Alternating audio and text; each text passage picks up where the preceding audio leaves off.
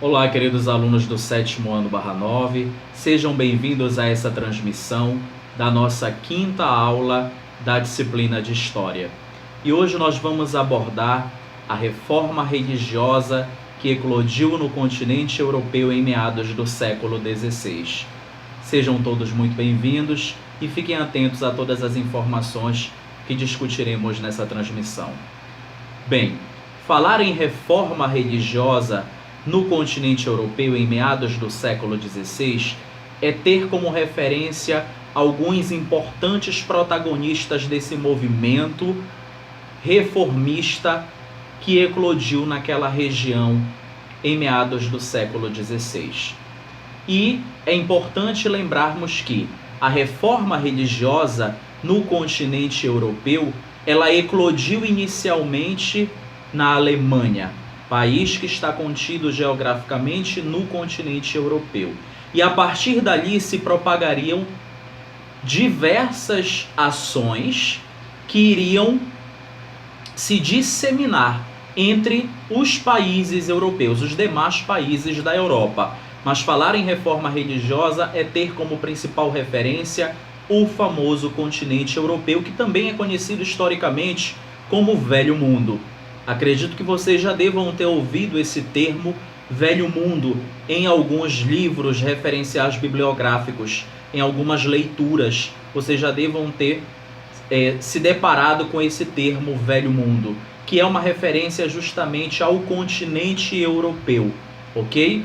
Então, naquela região do Velho Mundo, mais precisamente na Alemanha, em meados do século XVI eclodiu a reforma religiosa, ou reforma protestante, como também é classificada historicamente.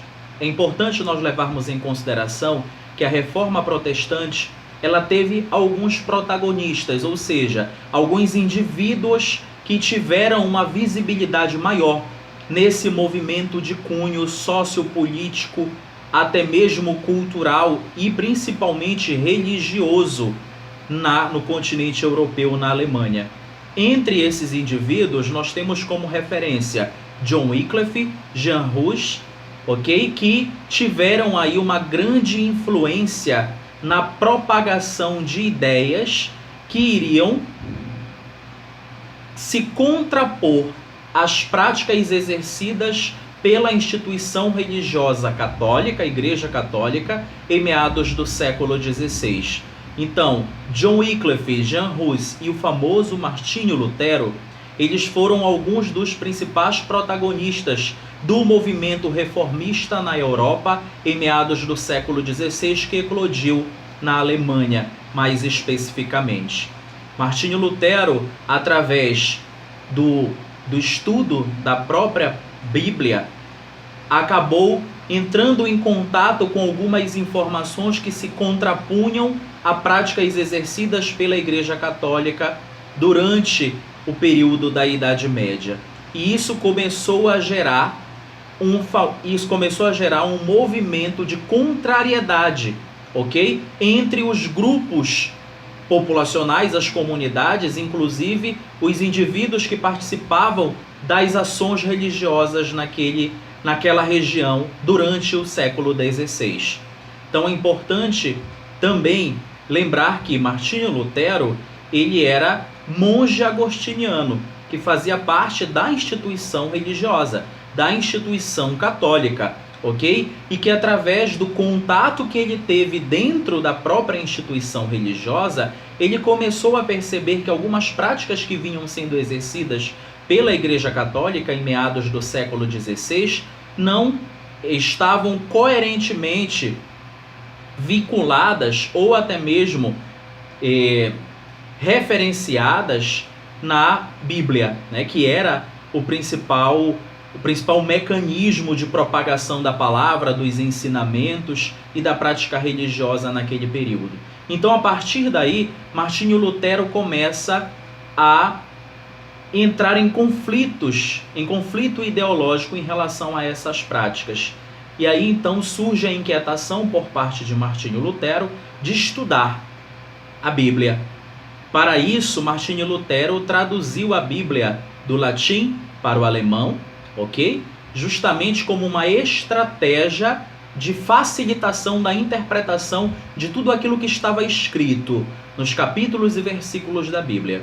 A partir daí, as inquietações de Martinho Lutero em relação às práticas exercidas pela instituição religiosa católica em meados do século XVI começaram a se intensificar, se ampliar, e Martinho Lutero aí então começou a desenvolver diversas teorias de contraposição a essas práticas exercidas pela instituição religiosa católica em meados do século XVI.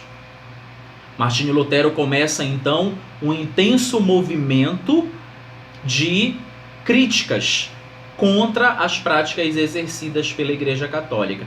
Que práticas foram essas, professor?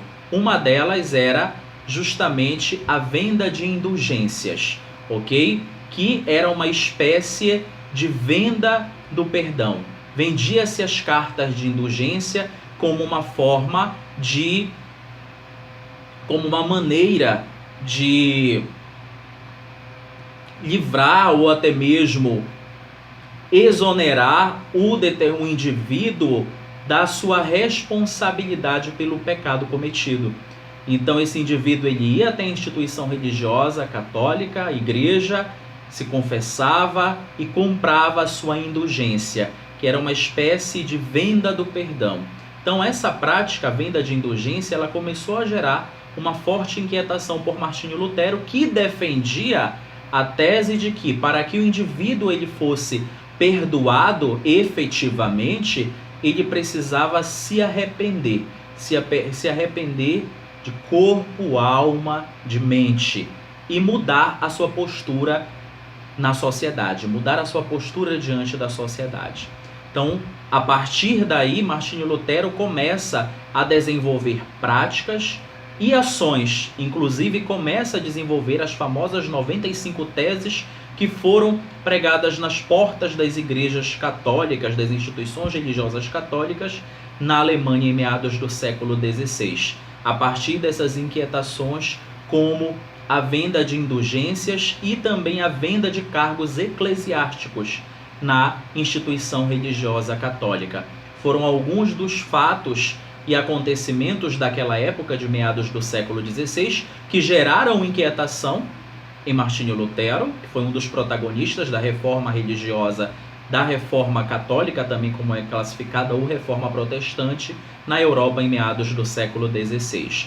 Na nossa próxima aula nós vamos continuar essa conversa sobre reforma protestante em meados do século XVI na Europa, no continente europeu, mais precisamente na Alemanha. Até o nosso próximo encontro, fiquem todos bem e cuidem-se.